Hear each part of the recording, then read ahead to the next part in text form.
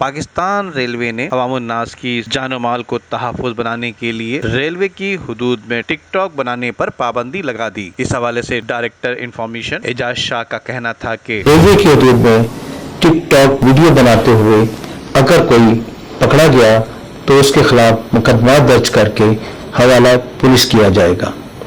عوام الناس سے گزارش ہے کہ وہ ایسی سستی شہرت کے لیے ریلوے ٹریک، پھاٹک یا ٹرین کا سہارا نہ لیں جس سے آپ کی جان چلی جائے۔